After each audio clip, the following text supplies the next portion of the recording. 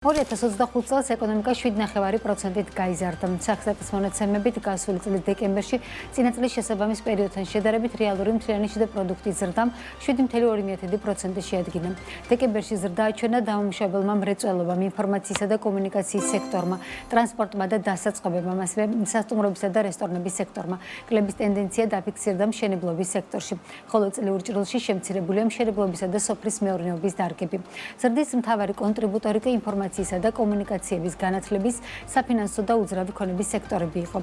რა ტენდენციებია მთლიანი შიდა პროდუქტის სტრუქტურაში და როგორ ფასდება არსებული მაჩვენებლები, ეკა გაზდელიანი გვერდდება პირდაპირ ეთერში, ეკა გაგოცანის შეფასებები, რომელიც დღეს მოისმინე.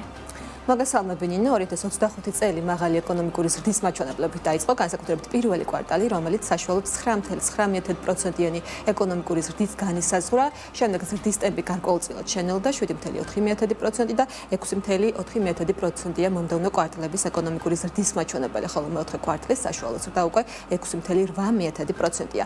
ჯამში წინასწარი შეფასებით 2025 წლის ეკონომიკური ზრდა 7.9%-ს შეადგენს, ზრდის მთავარი კონტრიბუტორები არიან ინფორმაციის და კომუნიკაციის, განათლების, საფინანსო და უძრავი ქონების სექტორები, თუმცა კლება დაფიქსირდა მშენებლობისა და სოფლის მეურნეობის დარგებში.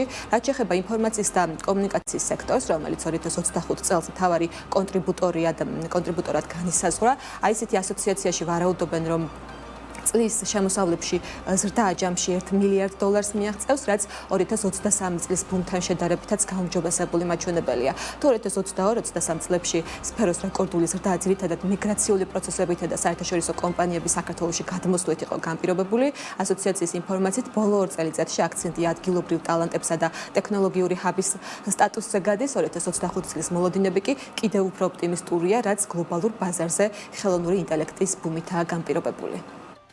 ერთ-ერთი ყველაზე სწრაფად ზარდი სექტორია და ამის უკან დგას რამოდენიმე ფაქტორი. ერთი ის, რომ უკვე იმ ეფექტმა იკლო და უკვე წინ წამოიწია ადგილობრივმა ბაზარმა და იმ პოტენციალმა, რომელსაც საქართველოს გააჩნია.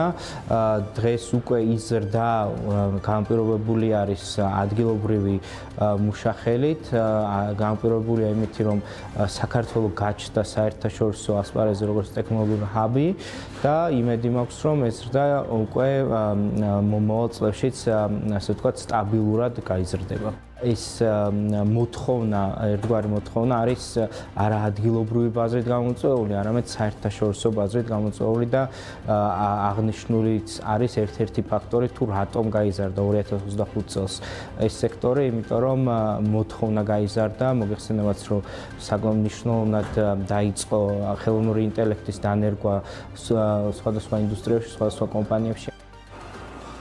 საქართველოს ეკონომიკაში გასულ წელს დაფიქსირებული 7.9%-იანი ზრდა ექსპორტთა ნაწილის შეფასებით რეალური ეკონომიკის სიჯანსაღეზე მეტად გარე ფაქტორებსა და ვირტუალურ ციფრებზეა დამოკიდებული. ეკონომისტ გიორგი ხეშტოვანის განცხადებით, ქვეყნის მთავარი სექტორების სტაგნაციას განიცდიან, ზრდას კი ისეთი მიმართულებები განაპირობებს, რომელთა მდგრადობაც დიდი კითხვის ნიშნის ქვეშ დგას, მიუხედავად იმისა, რომ ოფიციალური სტატისტიკა მაღალ ციფრებს აჩვენებს, თუ მაჩვენებლებს სიღრმისეულად შევხედავთ, მისი თქმით, სურათი საკმაოდ შემაშფოთებელია.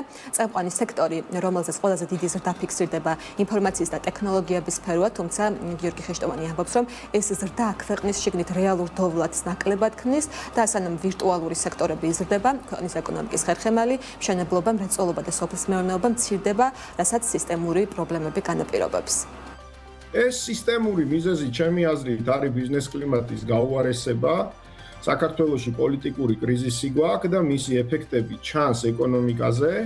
და შესაბამისად რატომ ხო ვაჭრობა, მშენებლობა, მრეწველობა, ხო ეს არის სექტორები, სადაც სჭირდებათ აქტორებს ნდობა პოლიტიკური სისტემის მიმართ, სადაც სჭირდებათ სტაბილური ბიზნეს გარემო და ჩვენ ვხედავთ, რომ სამწუხაროდ საქართველოში პოლიტიკური სიტუაცია უარესდება და მისი ეფექტები, ანუ ჩვენ შორდებით დასავლეთს, ორიენტირი არეული აქვს საგარეო ქართულ ოცნებას და აი ამ ყველაფრის პირობებში მე ვხედავ, რომ ერთი მხრივ ბიზნესები და ბიზნესი უფრო და უფრო ხშირად.